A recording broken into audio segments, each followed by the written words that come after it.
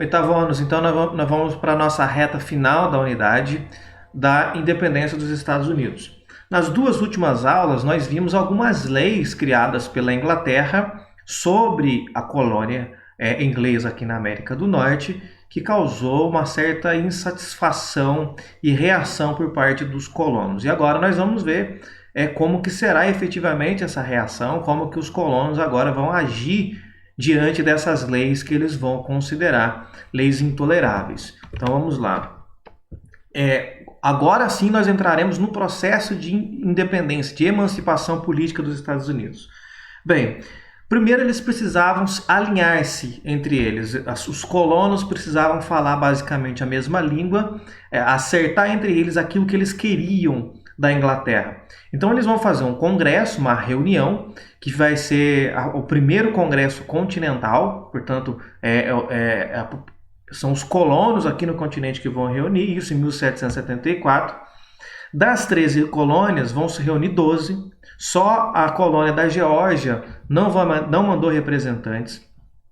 E aí, nesse congresso, eles elaboraram uma petição, uma espécie de uma carta, uma petição, para enviar ao rei inglês, mostrando ao rei inglês que eles eram contra as medidas tomadas pela Inglaterra, demonstrar a sua insatisfação contra as medidas inglesas.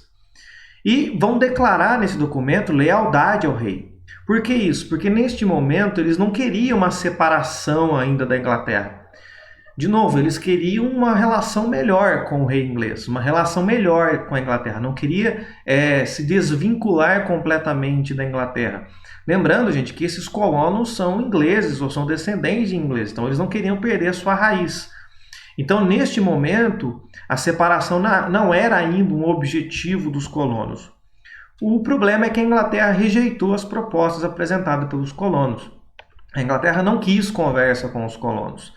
Então, os colonos passaram a se organizar em grupos armados, organizar militarmente, porque sabiam que na base da política, da diplomacia, da conversa, dificilmente esse problema seria resolvido. Então, eles formaram grupos armados e começaram a treinar esses grupos armados. No ano seguinte, 1775, eles vão fazer uma segunda reunião, o segundo Congresso Continental, para ver agora que medidas que eles tomariam. Lembrando que nesta reunião é entre eles, não tem ninguém da coroa participando, tá certo? Então é entre os colonos apenas. Agora sim participaram as 13 colônias, então o grupo agora estava completo. E aí eles concluíram que a separação da Inglaterra era a única solução que eles tinham para se livrar dessa opressão, dessas leis intoleráveis que estavam sobre eles. Então, agora não tinha mais conversa com a Inglaterra. Eles queriam, de fato, a separação porque viram que esta seria a única alternativa que eles tinham. Então, eles elaboraram um documento, uma declaração de independência, ou seja, um documento dizendo o seguinte: nós nos declaramos independentes da Inglaterra. Então, essa declaração de independência vai ser publicada no dia 4 de julho de 1776. Então, essa é uma data muito importante nos Estados Unidos, é a data que marca a independência dos Estados Unidos. Ela não ocorre necessariamente nesta data, mas ela é declarada nesta data. Então, o marco principal da independência dos Estados Unidos é no 4 de julho de 1776.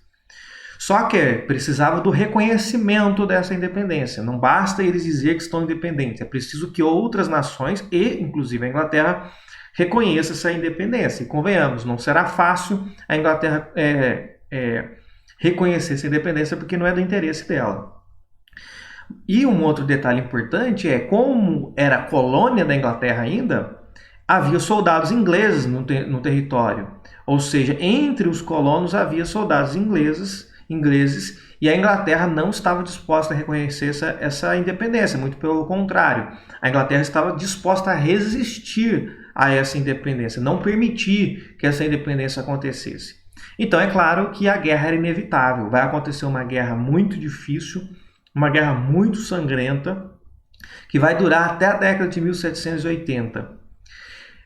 As tropas dos colonos, ou seja, as tropas coloniais, era liderada pelo George Washington, por isso que ele é uma figura muito importante na história dos Estados Unidos, e receberam o apoio, um suporte, tanto dos espanhóis quanto dos franceses, porque esses dois países eram inimigos da Inglaterra. Então, eles se aliam aos colonos para poder prejudicar o seu rival, que é a Inglaterra. E a guerra vai se prolongar e em 1783 é assinado o Tratado de Paris, que vai reconhecer a independência dos Estados Unidos. Ora, se França e Espanha estão lutando do lado dos colonos, é claro que esses países vão reconhecer a independência das colônias. Então, se está dando esse suporte, porque claro que vão reconhecer. Então, em Paris é assinado um tratado reconhecendo a independência dos Estados Unidos. E mais tarde a própria Inglaterra vai reconhecer essa independência. Então, agora que os Estados Unidos estão independentes, eles precisam formar uma nação. Agora precisa nascer este país novo, desvinculado da Inglaterra, tá certo? Então, a própria declaração de independência, ela vai ser muito importante, ela é muito importante para a história dos Estados Unidos, e já apresentava nela, com uma influência muito grande do iluminismo, inclusive, quais eram as intenções dos colonos. Então era preciso formar uma nova nação e tinha que ser baseada então na representação popular, ou seja, como ela é inspirada pelo iluminismo, que fosse então uma nação com uma representação popular, com participação do povo nas tomadas de decisões, com participação do povo nas questões políticas. Qual é o grande problema aí? Que esta palavra povo, que é tantas vezes repetida em várias nações, ela tem um significado muito restrito, ou seja, quem é povo? Quem faz parte do povo? Tá certo? A gente tem uma noção, principalmente se nós pensarmos com a mentalidade de hoje, que povo é todos, sem exceção. Todo mundo faz parte deste povo. Então não tem distinção entre essas pessoas. No entanto, lá nos Estados Unidos, quem era considerado povo? Apenas os brancos e proprietários.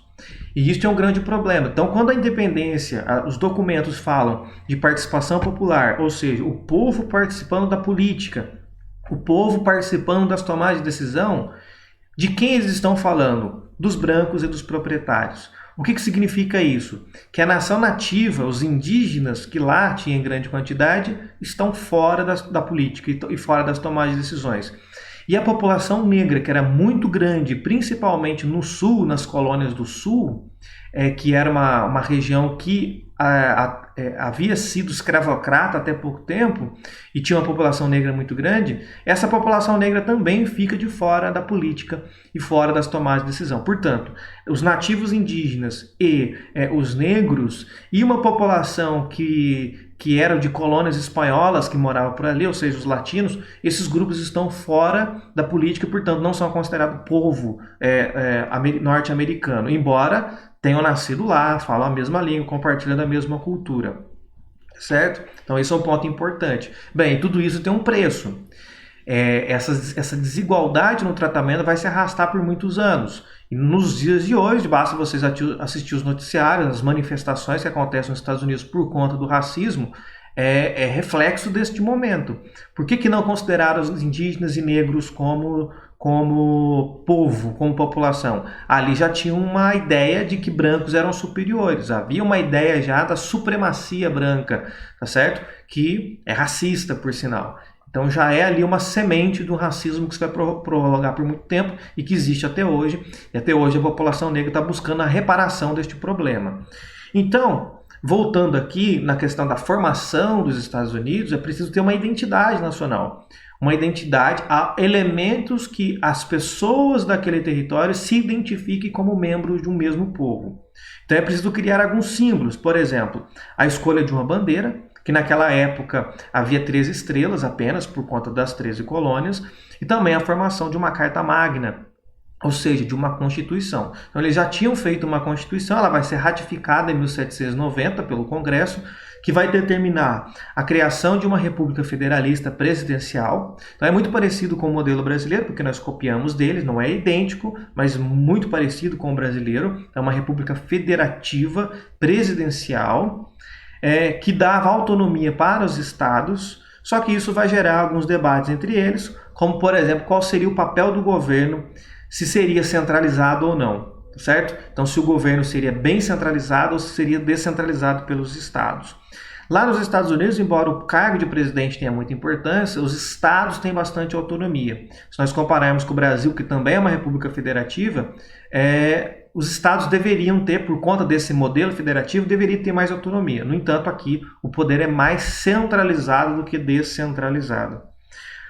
Por que isso gera debate? Porque isso interfere na autonomia dos territórios. Se os estados têm mais poder, então eles têm mais autonomia para gerir e administrar aquele pequeno território dentro do grande território que forma o país inteiro. Então esse era um debate que havia na época. Em 1791 fizeram as 10 primeiras emendas na Carta, ou seja, emendas constitucionais, que são acréscimos na Constituição. Tá certo? Então são algumas necessidades que foram surgindo com o tempo que eles resolveram então acrescentar na Constituição. E desde então ela permanece a mesma. Então desde 1791 a Constituição dos Estados Unidos é a mesma, não mudou, tá certo? É claro que muita coisa mudou de lá para cá, na sociedade, na forma de viver, mas como os estados têm bastante autonomia, então essa atualização se dá pelas leis de cada região. Existem as leis federais, mas que elas são subordinadas a esta Constituição. Então é um pouco diferente do Brasil, que a todo momento nós fazemos reformas e emendas à nossa Constituição. É uma questão que é tradição deles. Então, apesar da democracia dos Estados Unidos ser bastante seletiva, ou seja, é muito claro quem participa e quem não participa da política, da democracia e tudo mais, desta democracia, ela foi vista como uma das mais avançadas no mundo no final do século XVIII, certo? Então, vejam bem, apesar de seletiva, ela era considerada uma democracia bastante avançada. Então, é bom ter isso em mente, porque essa seletividade ela deu uma diminuída com o passar do tempo, mas até hoje essa democracia ela é um pouco problemática. Tá certo? Então, hoje ela é considerada uma das principais democracias do mundo, mas não significa que ela é a democracia perfeita. Porque nós estamos vendo aí nos noticiários os conflitos que está havendo dentro dos Estados Unidos por conta da desigualdade social, por conta das questões raciais, portanto, é uma sociedade problemática também. Tá certo? Então, sempre que os Estados Unidos vendem aquele ideal de democracia para o mundo, é preciso ter uma criticidade sobre isso aí, porque não é um modelo perfeito, é um modelo muito, muito problemático. Tá certo? Então, aqui nós encerramos a nossa 6ª unidade. Se tiver alguma dúvida, vocês, na na correção dos exercícios, vocês podem perguntar, anotem as dúvidas, para que na correção a gente possa sanar todas as perguntas de vocês.